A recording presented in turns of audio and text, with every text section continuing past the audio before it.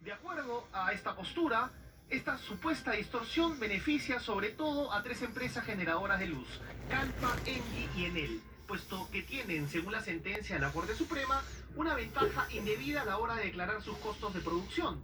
Termoeléctricas que, desde la vigencia del Decreto Supremo 043 de diciembre del 2017, habrían especulado con los precios ante la autoridad competente, Ocinermin y el COES, Comité del Sistema Eléctrico.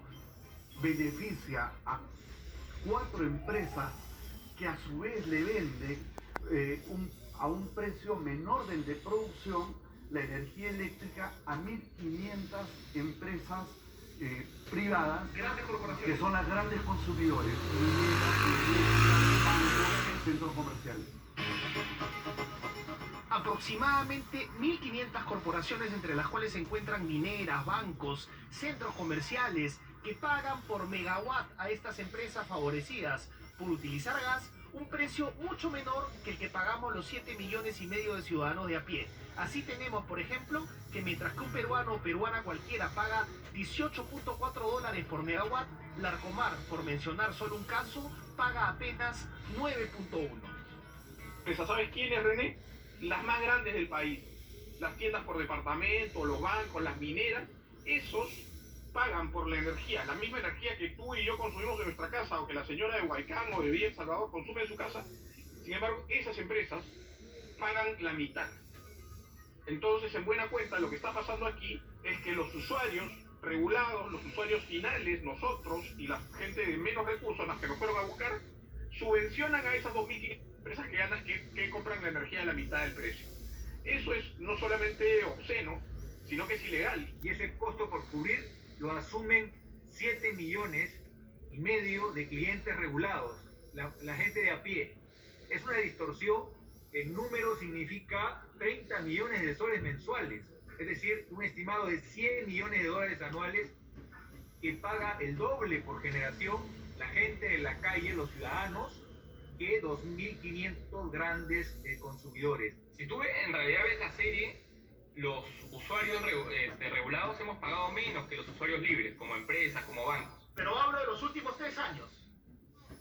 En los últimos años, en realidad, esta situación se invierte. ¿Y por qué se invierte? Porque los precios dependen de la demanda. ¿Quiénes son la demanda? Los ciudadanos como nosotros y las grandes empresas, sobre todo las mineras. Cuando yacimientos mineros no se explotan, que se tenía previsto como Conga, por ejemplo, se genera un exceso de oferta en el mercado, lo cual hace que estos precios bajen. ¿Quiénes son los primeros en aprovecharlo? Los que renegocian sus contratos más pronto, que son estas empresas. Sin embargo, esto se produce también gracias a que el decreto supremo en cuestión, el 043, le permite a estas tres empresas termoeléctricas presentar costos diferentes por lo mismo en una simple declaración jurada que no es auditada ni por el COES ni por Ocinermin. Estas empresas fijaban un costo bajo, bastante menor del costo real de producción. El precio de la energía en el mercado donde ellas colocan la energía bajaba también. ¿Pero qué sucedía a continuación? Que las empresas de energía renovable, aquellas que subvencionamos todos los usuarios, ¿no es cierto?, por una disposición del gobierno, vendían su energía a un costo bastante menor del costo real. De tal manera que la subvención que teníamos que hacer de ellas subía. Ese excedente, ¿a quién era trasladado? No lo pagaba el Estado, no lo pagaban algunas empresas, no, lo pagamos todos. No las obligan a presentar una auditoría como sí están obligadas las demás productoras, por ejemplo, las que producen energía eléctrica a raíz de hidroeléctricas, exacto, y sobre todo Electroperú. Pero además, casi todas las productoras de energía eléctrica son del Estado, ¿no? Entonces ellas sí están obligadas, como es el caso de Electroperú. Y Electroperú, en su informe, arroja pérdidas de 424 millones en los últimos 2 años, y esto porque lo dice la auditora KPMG. Y que significa, en palabras sencillas, que al no ser la cancha plana para todos, un determinado número de actores, que es un número reducido, al no declarar sus costos reales, no interesa si son eficientes o no. Como basta la declaración jurada, se les cree todo lo que presentan, pues. Bueno, pero para eso está la fiscalización, pues, ulterior. Pero el problema está... Que no ha habido, doctor. Todo indica que no ha habido. Ese no es el problema de la norma. Eso no hace que la norma sea inconstitucional o ilegal. En todo caso, estaríamos ante un problema de falta de fiscalización en la ejecución de la norma. 424 millones de soles en solo un año, debido a que el precio presentado en las declaraciones juradas se fija en función del costo de producción de estas empresas de gas, que pueden declarar como tal valores risibles. Gracias a la legislación vigente, hasta antes de la sentencia, se puede observar, por ejemplo, en este cuadro, cómo presentan sobre el mismo producto, en este caso el gas, que les sirve a las termoeléctricas para generar energía, declaraciones juradas con precios distintos dependiendo del organismo estatal al que son presentados. Por un lado, utilizan la declaración no auditada del costo menor del gas ante el COES para definir el precio al que compararán ellos mismos la energía que luego usarán para venderle a las corporaciones. Y por otro, presentan ante Ocinermin sus costos reales. Sin auditar, dicen mi costo es cero. ¿Cómo? Pero si tu costo antes de estas normas no era cero y ahora lo es. Claro, porque ahora no me auditan. Entonces digo que mi costo de producción es cero porque el gas que sirve para producir energía eléctrica es cero. Una normativa que permite en buena cuenta mentirle al Estado respecto a los costos de producción. No declarar los costos reales, porque cuando uno verifica los informes de Ocinermin, los informes de Ocinermin sí tienen los costos reales. Pero en el caso del COES, que es el que administra el despacho, es decir, quién entra y quién sale, ahí no se declaran los costos reales.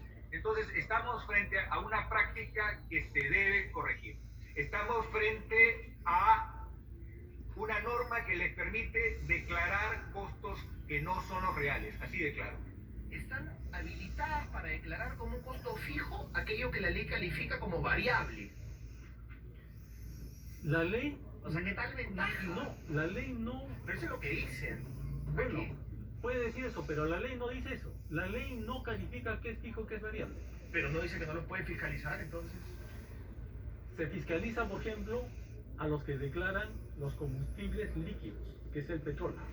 Así lo señala el procedimiento. Y no los de gas. Como ya les señalé, por la particularidad que se tiene del tema del gas, que están sujetos, digamos, a contratos, donde no se puede hacer un seguimiento de estos costos, el Estado decidió que esto se rige por competencia y por costos de oportunidad. ¿Qué responde el Ministerio de Energía y Minas respecto de que hasta la fecha existe la posibilidad legal de que las empresas termoeléctricas puedan presentar dos declaraciones juradas distintas con precios arbitrariamente distintos por lo mismo y con ello ganarían hasta 1 millón de soles diarios extra? ¿Pero por qué presentan sobre la misma operación un precio ante el COES y otro precio ante Ocinermin? Son dos regímenes distintos. El mercado de generación funciona en régimen de competencia. Y es el COES, en este caso, quien fija el costo marginal en Claro, son eficiencia. dos regímenes distintos, pero la referencia sobre lo mismo es distinta. Precisamente, Entonces eso es bien difícil de entender, porque por un lado ponen un precio cercano a cero y por otro lado ponen el costo real. Entonces el Estado está permitiendo, la normativa está permitiendo que a conveniencia estratégica yo pueda presentar un precio en un lado y otro precio en otro lado. vuelvo a señalar, tenemos dos mercados. ¿Usted puede asegurar que estas empresas no mienten en sus declaraciones juradas o no tiene cómo saber que no mienten? Yo lo que señalo es de que es el costo de oportunidad. Y el costo de oportunidad lo decide cada quien. Según el abogado Raúl Canelo, Electroperú dejó de vender desde el 2017 a las grandes corporaciones la energía a su precio real, porque este grupo de empresas de gas compraba barato y vendía caro. Ese sería el engranaje. Lo que perturba es que, dado que las acciones de Electroperú son parte del fondo de jubilados de la ley 19990, cerca de 600.000 adultos mayores tendrían sus pensiones seriamente afectadas. Los directos perjudicados de las pérdidas de utilidades de Electroperú que hemos visto auditadas en 2 años 400 millones de soles de pérdida son directamente afectados los jubilados de la 19.990. Pues bien, el punto es que en principio, luego de un largo litigio de 3 años, esta discusión promovida por la afectada Luz del Sur ya fue zanjada por la Corte Suprema, la misma que en su sentencia del 21 de septiembre pasado declara nulo el Decreto Supremo 043 y ordena que el Estado cumpla con establecer una nueva regulación. Pese a ello, el Ministerio de Energía ha presentado un recurso de amparo. Es una distorsión que se corrige pidiendo que todos declaren sus costos